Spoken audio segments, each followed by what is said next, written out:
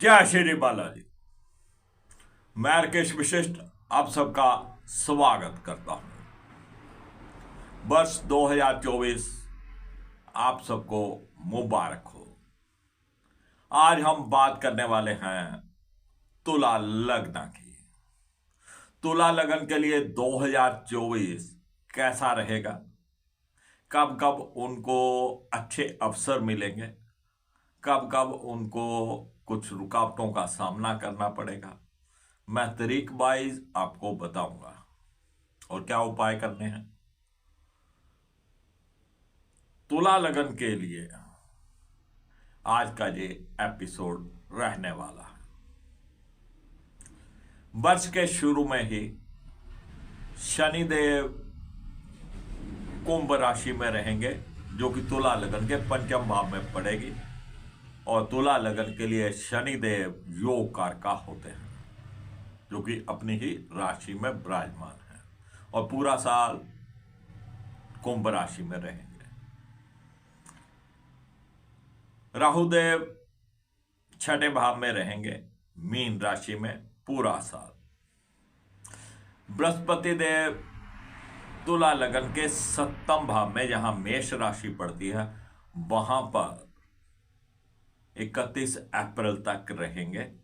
उसके बाद तुला लगन के अष्टम भाव में चले जाएंगे। ये ग्रह स्थिति पूरा साल रहने वाली है। शेष ग्रह हर महीने बदलते रहते हैं, उनके ऊपर भी हम वीडियो आपको बनाकर देते रहते हैं। अब तुला लगन की हम बात करें, कुछ अच्छी बातों की बात करें, तो चतुर्भाव का स्वामी और पंचम भाव का स्वामी शनिदेव, जो कि योग कारका होते हैं, तुला लगन के लिए पंचम भाव में ही विराजमान है और पूरा साल जहां रहने वाले हैं तो घर परिवार का सुख, माता श्री का सुख, प्रॉपर्टी, लग्जरी, घर के अंदर जो भी लग्जरी होती है, जो भी सुख के साधन होते हैं, उनकी प्राप्ति ये करवाते रहेंगे। पंचम भाव में है संतान सुख भी, यहां पर वो देने वाले हैं। विद्यार्थी वर्ग के लिए अच्छा समय है। शनिदेव की स्पीड स्लो रहती है, तो धीरे धीरे विद्यार्थी वर्ग भी अपनी पढ़ाई लिखाई में आगे बढ़ेगा। जो पति पत्नी कंसीव करना चाहते थे, संतान की इच्छा रखते थे, उनके लिए भी शनिदेव का ये गोचर अच्छा है। और जो अपने लिए प्रेमी या प्रेमिका देख रहे थे, उनके लिए भी शनिदेव का यहां बैठना अच्छा है।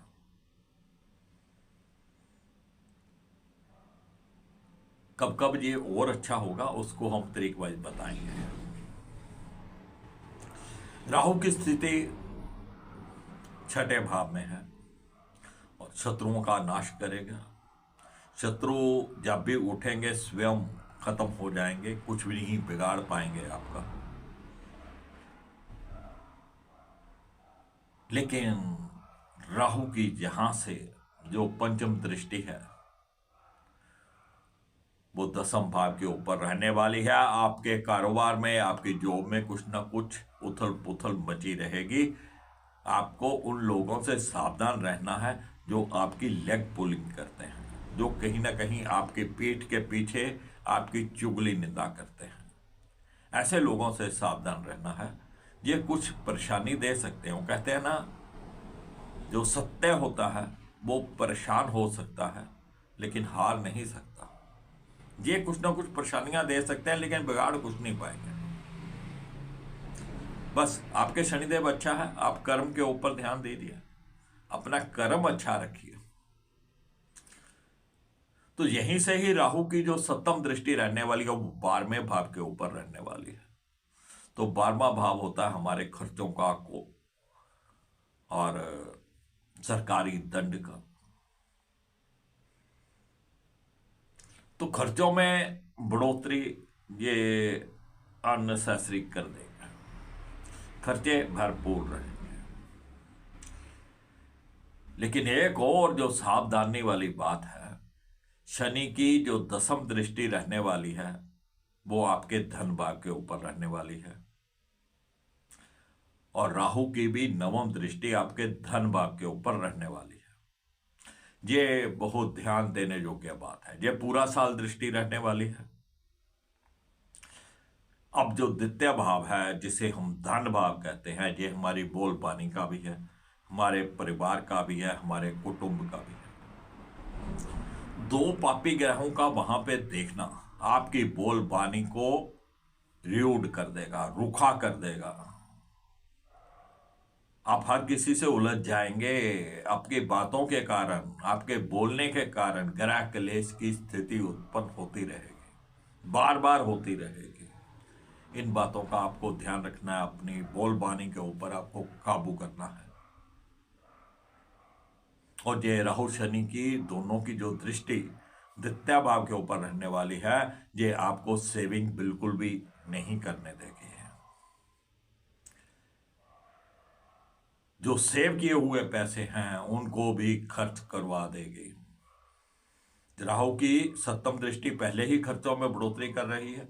अब राहु की जो नवम दृष्टि है वो सेव किए हुए पैसों को भी खर्च करवाएगी, सेविंग होने नहीं देगी। पैसे आपके और भी खर्च हो जाएंगे। किसी को उधार मत दीजिएगा। उधार दिया हुआ पैसा वापस आने की संभावनाएं ना के बराबर हैं, डूब जाएंगे पैसे। और द्वितीय भाव जहां पे बहुत डिस्टर्ब्ड है, जो कि ग्रह क्लेश की स्थिति उत्पन्न कर सकता है, इससे आपको बचना है। और किसी को अगर राहु और शनि की दशा चल रही हो, शनि में राहु की अंतर्दशा या राहु में शनि की अंतर्दशा, और आपका द्वितीय भाव डिस्टर्ब्ड हो, तो ऐसे समय में कई बार बच्चे या लोग अपने घर से भाग जाया करते हैं, स्थान परिवर्तन करना पड़ जाता उनको। तो इन्हीं बातों का आपको ध्यान रखना है। बृहस्पति देव जो कि सप्तम भाव में रहेंगे, और सप्तम भाव होता है हमारे दैनिक जीवन का, लेकिन छठे भाव के भी स्वामी हैं और तृतीय भाव के भी स्वामी हैं। बहुत ज्यादा शुभ नहीं होते, लेकिन स्वाभाविक दृष्टि से शुभ होते हैं। पति पत्नी आपसी संबंध थोड़े उतार चढ़ाव वाले रहेंगे। सेहत में उतार चढ़ाव हो सकता है, आपसी मतभेद हो सकते हैं, क्योंकि शनि की यहां पर दृष्टि भी है। और शनि जहां पे मेष राशि को देखते हैं तो मेष राशि में शनिदेव नीच के हो जाते हैं, और बृहस्पति देव छठे भाव के स्वामी हैं। और आपकी बोलबानी के कारण ही सब कुछ खराब होगा। तो कहीं ना कहीं पति पत्नी संबंधों में भी उतार चढ़ाव जहां पे देखने को मिलेंगे। और जो विवाह योग्य हैं, जिनके लिए लड़का या लड़की देखे जा रहे हैं, काफी रुकावटों के बाद कहीं ना कहीं आपका रिश्ता तय होने की संभावनाएं हैं। और ये 31 अप्रैल तक का समय है, तब तक कोई ना कोई रिश्ता तय हो जाता है तो अच्छी बात है।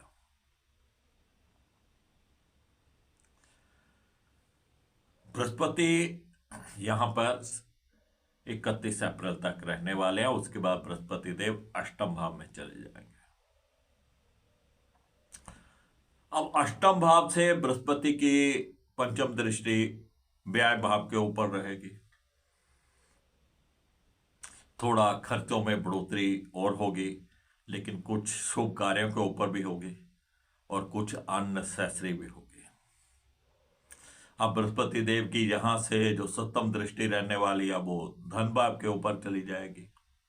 अब छठे भाव का स्वामी होकर द्वितीय भाव को देख रहा,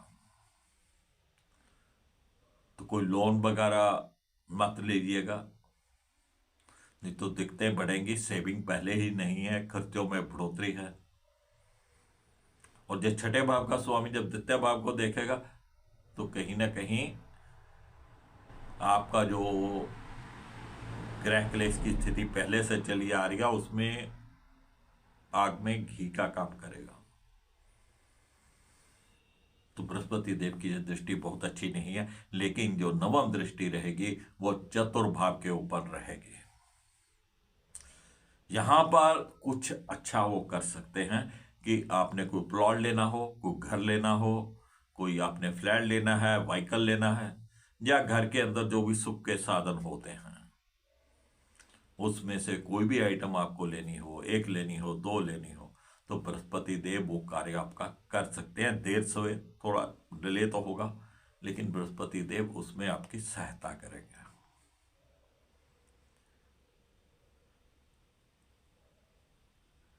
लेकिन अब बात यह है कि शनिदेव हमारे अच्छे चल रहे हैं, ये कब और अच्छे हो सकते हैं, या हमारा जो भाग्य भाव है वो कब प्रबल हो सकता है। अब भाग्य भाव के स्वामी बुध रहते हैं। अब बुध तो हर महीने बदलते रहते हैं। ऐसे ही जो लगन के स्वामी हैं वो शुक्र हैं, वो भी हर महीने बदलते रहते हैं।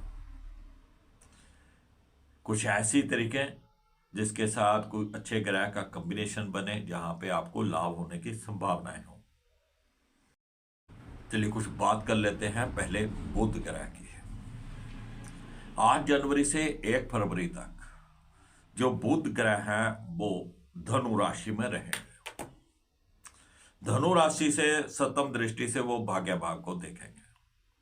तो ये जो समय है 8 जनवरी से 1 फरवरी तक का, ये आपके भाग्य को प्रबल करने वाला है। ऐसे समय में आपको छोटी कन्याओं की सेवा करनी चाहिए। गाय की सेवा करिए, उसको हरा चारा डालिए।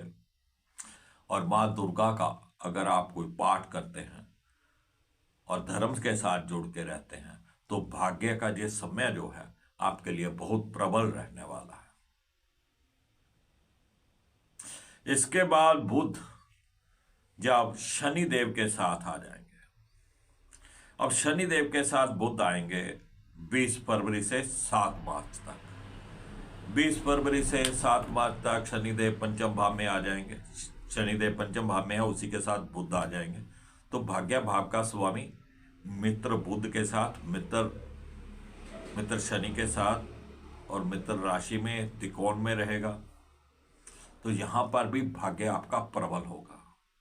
गाय की सेवा करिए, माँ दुर्गा के किसी भी मंत्र का उच्चारण करिए, छोटी कन्याओं के चरण छूकर उनका आशीर्वाद लीजिए, तो ये आपके भाग्य को प्रबल करेगा। इसके उपरांत कुछ महीने बुध की स्थिति बहुत अच्छी नहीं रहने वाली है, लेकिन जब बुध भाग्य भाव में आएंगे 15 जून से लेकर 29 जून तक का जो टाइम रहने वाला है, तब बुध जो है वो अपनी ही राशि में रहेंगे, मिथुन में, और आपका भाग्य वहां पर भी प्रबल रहने वाला है। अब भाग्य को प्रबल रखने के लिए गाय की सेवा आप करते रहिए। जब भी बुध देव कमजोर होंगे तब भी आपको करते रहना है, ये आपको लगातार करनी है। बुधवार के बुधवार गाय को हरा चारा डाल दीजिए, छोटी कन्याओं के चरण छूकर आशीर्वाद ले लीजिए, माँ दुर्गा का पाठ रोज करिए, तो बुध देव प्रबल रहेंगे। जब भी वो कमजोर होंगे तब भी आपकी सहायता करेंगे, जब वो अच्छे होंगे तब आपको बहुत अच्छी सहायता करेंगे। अब बात करते हैं शुक्रदेव की।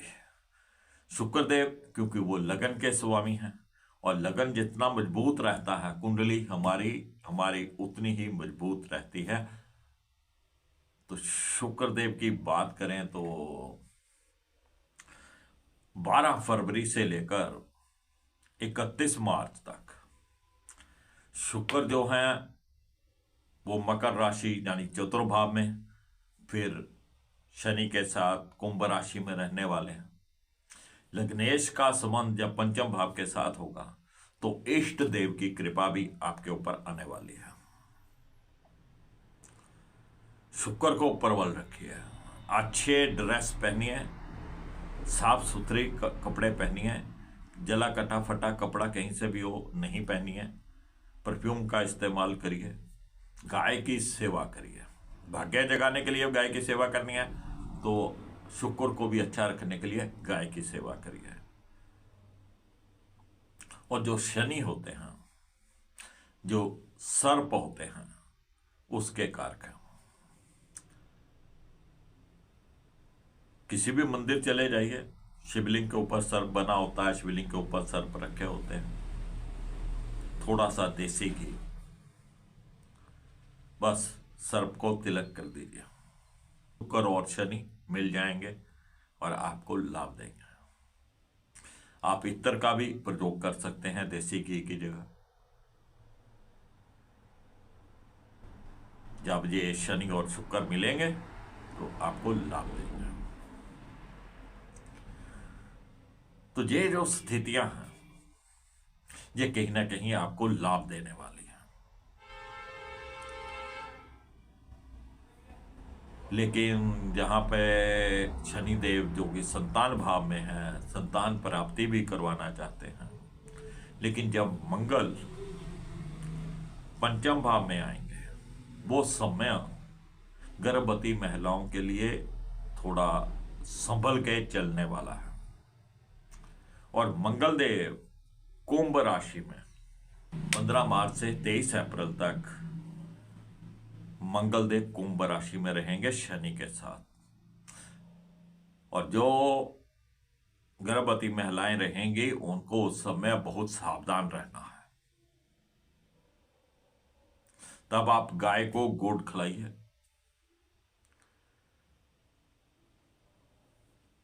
तो मंगल का भी उपाय हो जाएगा। तो ये थोड़ा सा समय आपको संभल के चलना है। शेष संतान प्राप्ति के लिए शनिदेव अच्छे चल रहे हैं। तो फ्रेंड्स, ये था 2024 तुला लगन के लिए कैसा रहने वाला है। शनिदेव बहुत अच्छे चल रहे हैं। और शनिदेव जब बुरा करने पे आते हैं तो लंबे समय तक करते हैं, जब अच्छा करने पे आते हैं तो लंबे समय के लिए करते हैं। तो शनि की स्थिति बहुत शुभ है। जितना आप शनिदेव को प्रसन्न रखेंगे, आपको लाभ ही लाभ है। और शुक्र और बुध की युति जब भी बनेगी, या शुक्र और शनि की युति बनेगी, बुध और शनि की युति बनेगी, आपको हमेशा लाभ देगी। और बुध और शुक्र को प्रबल रखने के लिए गाय की सेवा करिए, उनको हरा चारा डालिए, कन्याओं के चरण स्पर्श करिए, मां दुर्गा का पाठ करिए।